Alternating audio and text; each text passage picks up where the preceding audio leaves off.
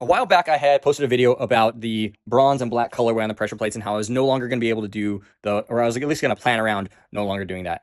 Quite a bit of time has passed since then, and a lot of covers have gone out color matched because I hadn't found a good solution up to this point. At one point, I was sending a lot of them out laser engraved, laser etched with all the information, and that was a better way to go because at least that way I could differentiate, I could brand each one of them, but I can also let you know which one was like the heavy duty pressure plate, for instance, and the OE or one that's a mid level upgrade.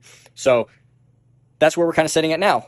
I finally am at a point where I can sort of do away with the bronze and black, and it's kind of a bummer, but the reality is it's all in the effort to get a turnaround time that's much faster than it has been. I get great reviews on the product, but I am terrible about getting orders out in a timely fashion. So I want to show you basically what the future of the covers are going to look like so that you kind of know what to expect when they arrive. So let's take a look. All right, so this is what the new pressure plates are going to look like moving forward. No more color match, just in an effort to get orders out more quickly. This is a branding that's essentially printed straight to the surface of the material itself. It makes it very low profile. It's not like a vinyl, a cut vinyl or a print and cut vinyl that's going to add a lot of surface to it, but it gives me the opportunity to identify the pressure plate. This is what would have normally been referred to as the HD. I'm basically just going to call out the clamp load in foot-pounds for each of the pressure plates. So obviously 1900 foot-pounds.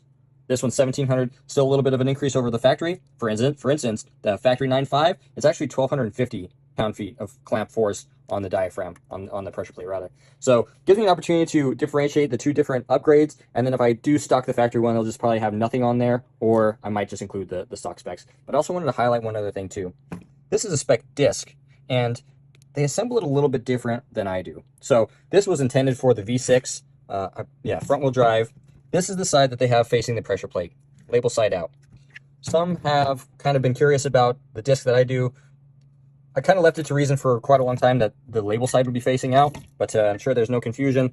I'm going to go ahead and start including a label for the flywheel side because of the confusion between the two different manufacturing setups.